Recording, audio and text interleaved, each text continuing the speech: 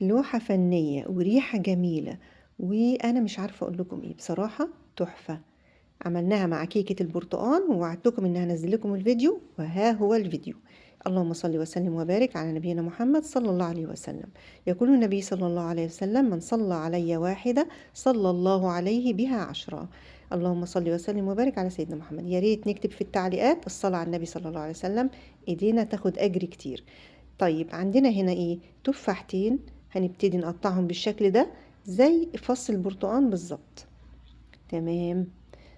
رشة سكر، معلقة كبيرة من السكر، معلقة كبيرة من القرفة. هبتدي ان انا اقلبهم بالشكل ده، هركنهم على جنب وهبدأ.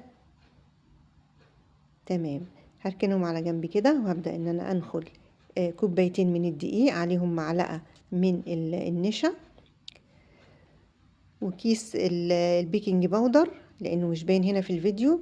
ما تنسوش كيس البيكنج باودر، رشة من الملح، ومعلقة كبيرة من اللبن البودر. دي بتودي كيكة في حتة تانية خالص. عندي هنا بقى 3 بيضات، كوباية سكر، ورشة من الفانيليا. عملت هنا كرملت السكر لحد ما بقى لونه عسلي كده، وحطيت بعد كده معلقة من الزبدة وقلبته كويس، وبدأت ان انا انزله اوزعه في القالب بتاعي او في الصينية. لو ما عندكيش القالب دوت، في صينية عادية خالص. تمام.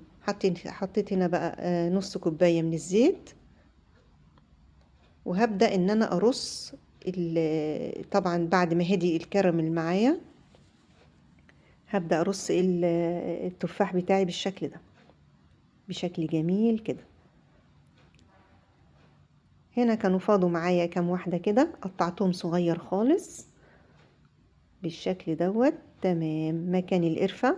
وهبتدي ان انا اضرب في الخلاط المكونات، الزيت والبيض والسكر ومعلقة الخل، كل حاجة انا حطيتها في الخلاط ضربتها كويس، وهبدأ انزل على المكونات بتاعتي، على الدقيق والبيكنج باودر والنشا وذرة الملح.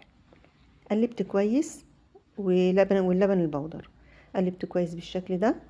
التقليب بيكون من الحواف بالشكل دوت، علشان ما خرجش، ما جيش عند المنطقة اللي في الوسط دي خالص، ما خرجش الهواء منها.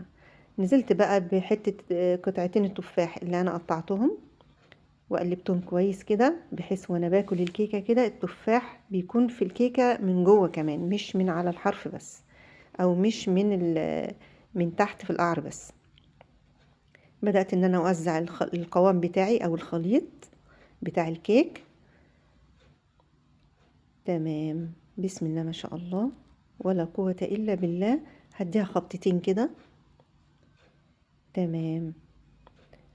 على الفرن، فرن وسط بقى.